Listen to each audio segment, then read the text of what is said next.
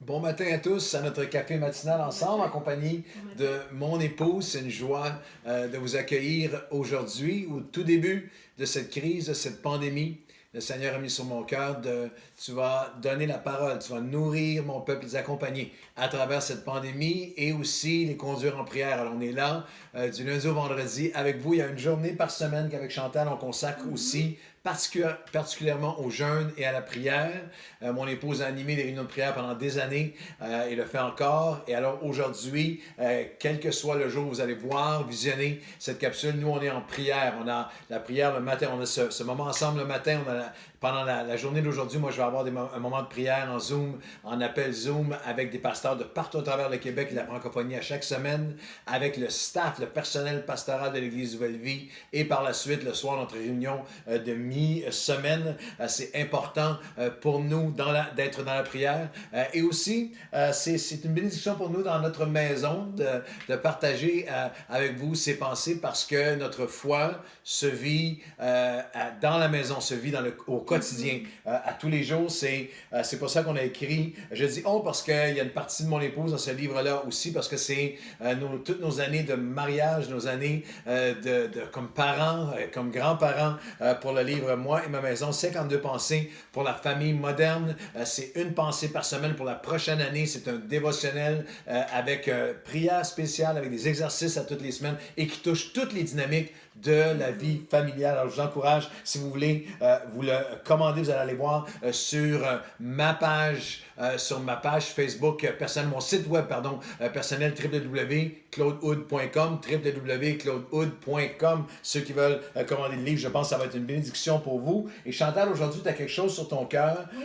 sur le combat de nos pensées. Je veux vous dire que c'est mon prochain message aussi dimanche suivant. Vous allez pouvoir, quel que soit le moment, vous allez voir ce café matinal. Vous allez voir dans les jours qui suivent, il va y avoir un message sur le champ de bataille des pensées pendant la COVID-19. Alors, on est dans un même esprit ce matin. Alors, tu nous parles de l'objet de nos pensées. Ce qui est vrai.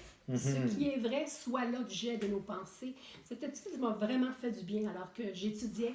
Puis ma prière, c'est qu'elle puisse vous encourager puis qu'elle puisse vous inspirer.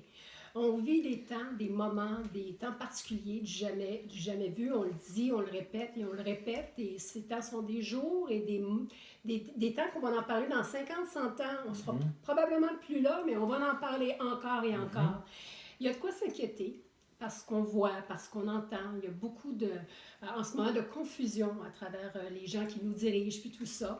Euh, Gérer cette crise, ça semble, c'est pas facile. Le confinement, déconfinement, et ça, c'est pas là pour nous rassurer parfois un petit peu.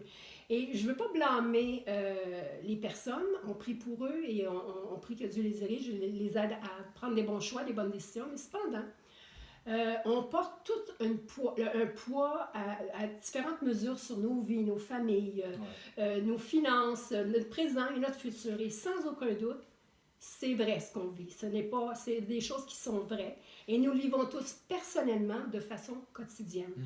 Il y a des situations véritables qui prennent place et on subit tous des pertes réelles. Et on a des pertes de pouvoir, on ne contrôle plus nos allées et venues, notre liberté, on a une perte de liberté, on a des pertes matérielles, de finances, de travail. Il y a des entreprises qui reprendront probablement pas, même ouvriront pas leurs portes. Des pertes spirituelles. On est loin de notre église, on est loin de nos frères et sœurs, on a l'habitude de notre communion fraternelle, on n'a plus ça de nos familles, on est distancé, on ne sait pas à quel moment on va pouvoir se rassembler à nouveau. Des pertes de vie humaine, plusieurs ont perdu des gens très chers, des personnes très chères. Ici, plus de 3000 familles sont en deuil au Québec. Et ce n'est pas de façon conventionnelle. Il y a beaucoup de douleur, beaucoup de peine, de tristesse. Même difficile de faire. Oui, tout à fait, faire absolument. Le deuil, confinement on peut pas le empêche faire de tellement de façon choses. normale. Là. Il y a des pertes de santé. Une amie près de nous qui vient tout juste ce week-end d'avoir un diagnostic de cancer alors qu'on est en pleine crise de COVID.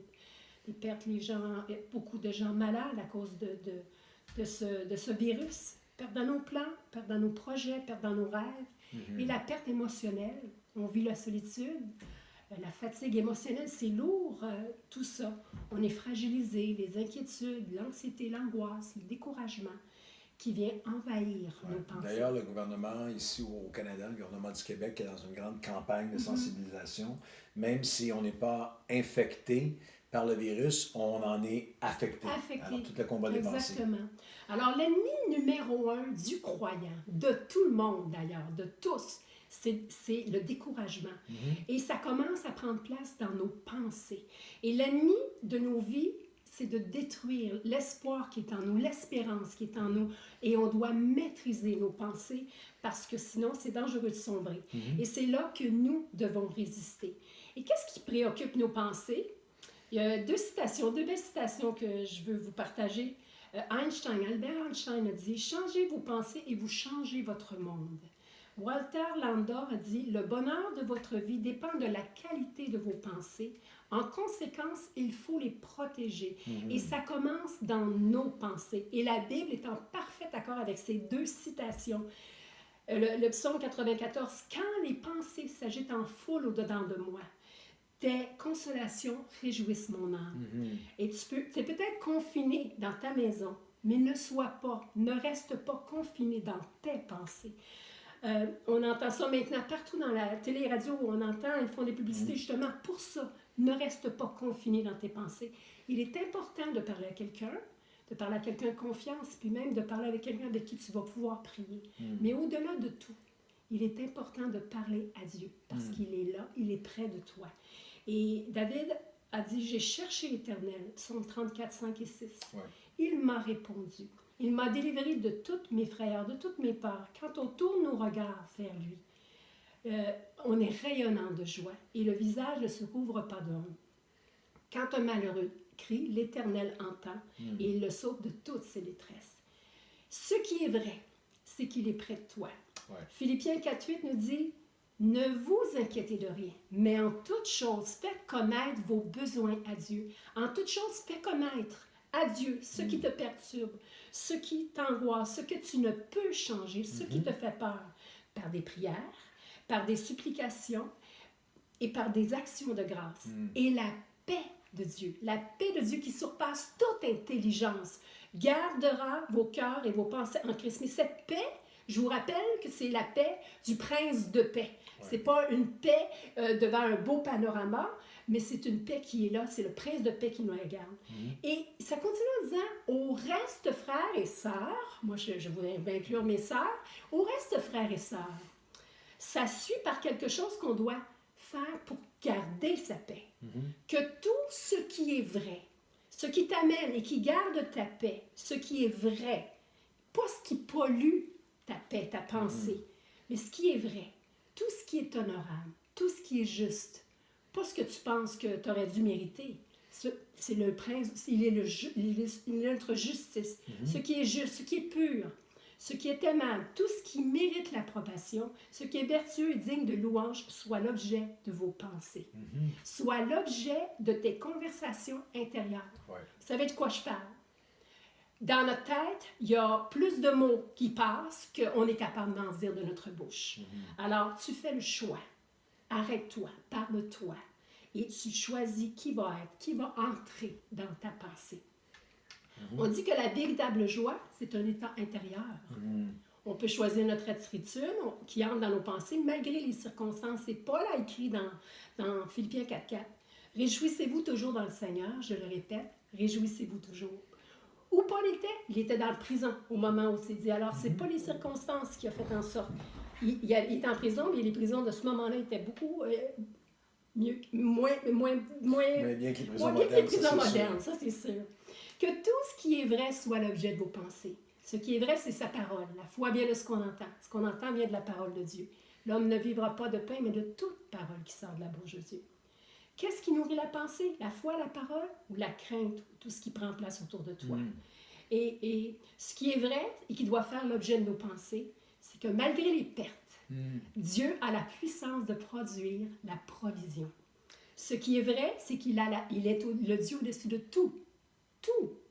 Tout. Il n'est jamais en retard. Ce qui est vrai, c'est qu'il y a un nouveau jour qui se lève à minuit, 1 seconde. C'est un nouveau jour et c'est la nuit. Et c'est dans un moment sombre. Et c'est un nouveau jour. Et peut-être que tu es là dans un moment sombre, mais c'est un nouveau jour qui se lève. Et Dieu dit, arrêtez et sachez que je suis Dieu et je domine sur les nations. Ce qui est vrai, c'est qu'il nous aime, qu'il veut le meilleur pour toi, pour moi. Ce qui est vrai, et tout ce qui me vient de lui est bon. Ce qui est vrai que sa parole me dit, tout concourt au bien de ceux qui aiment Dieu. Malgré tes pertes, il y a un secours, il y a une espérance, et il est le Dieu qui pourvoit. Ce qui est vrai, c'est qu'il connaît tout. Il sait tout et il sait ce qui va arriver. Ce qui est vrai, qui doit faire l'objet de mes pensées, c'est qu'au travers des pertes que nous avons subies, il a la puissance de produire la provision. La provision, il va pouvoir au bon moment, pourvoir au bon moment, pour une provision spirituelle, une provision matérielle, une provision émotionnelle. À tous les niveaux, Dieu va pourvoir. Dieu est pour nous un refuge, un appui, un secours qui ne manque jamais dans la détresse. Il a la puissance de produire la provision en moi, de grâce, une provision de grâce, une provision de paix, une provision de force, de courage et d'espoir. L'Éternel est mon berger et je ne manquerai de rien. Il a la puissance de produire la provision au moment et d'une façon dont je ne peux même pas imaginer. Il est le Dieu qui pourvoit. Dieu a un scénario et ce n'est pas toujours les mêmes scénarios que nous avons. Souvent, les voies de Dieu sont insondables, sont impénétrables. Et tout ce qui est vrai soit l'objet de mes pensées. Et c'est lorsqu'on traverse des moments difficiles, des épreuves, qu'on peut reconnaître, qu'on peut expérimenter la grandeur de Dieu. Il se révèle à nous, sa grandeur, son amour, sa bonté, sa fidélité, qui il est. Et il nous montre le chemin, il est avec nous. Alors, que tout ce qui est vrai soit l'objet de nos pensées. Remplissons nos cœurs, remplissons nos pensées de tout ce qui est vrai. Il est le Dieu Tout-Puissant. Amen. On va prier ensemble. Nous avons tous, à travers cette saison, des moments où on a à combattre dans nos pensées.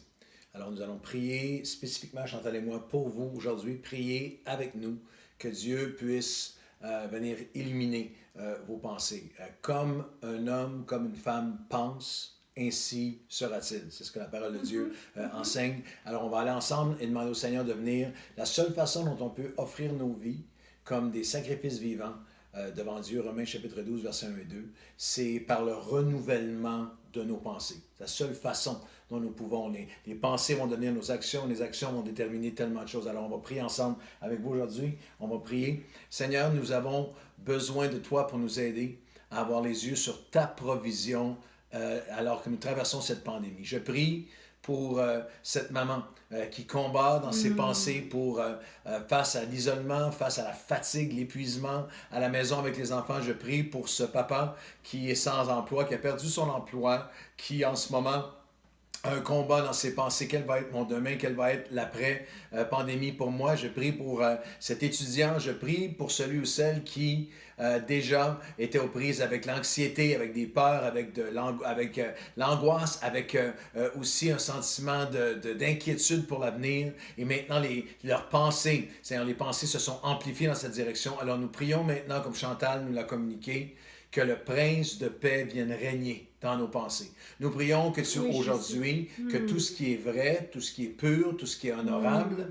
tout ce que Chantal a décrit, la fidélité de Dieu, sa présence et ses plans et le fait qu'il tient tout entre ses mains, que ce soit ça qui soit l'objet de nos pensées en Jésus-Christ. Seigneur, nous venons nous décharger sur toi afin que tu viennes mettre un garde, littéralement que tu viennes mettre une garnison, un garde à nos pensées, que la paix soit, Seigneur, le rempart qui protège nos pensées. Qu'aujourd'hui, même à travers ce podcast, à travers, Seigneur, les kilomètres et la distance et le temps où que vous soyez, que la paix de Dieu puisse venir transcender tout ce qui vous a lié jusqu'à maintenant et que cette paix vienne habiter vos cœurs et vos pensées en Jésus-Christ, que tout ce qui est vrai puisse être l'objet de vos pensées parce que nous connaîtrons la vérité et c'est la vérité qui nous rend libres, qui nous affranchit. Alors aujourd'hui, Seigneur, viens remplir nos pensées à travers cette journée, à différents moments, que nos yeux soient sur ta parole, la foi vient de ce qu'on entend, que nos yeux soient sur tes promesses et permets-nous de vivre une journée avec nos pensées dans ta vérité. Amen. Au nom de Jésus, Amen. Et Amen. Amen. Que le Seigneur vous bénisse. Merci à Chantal pour cette excellente parole. Bonne journée et fixez vos pensées sur le Prince de paix.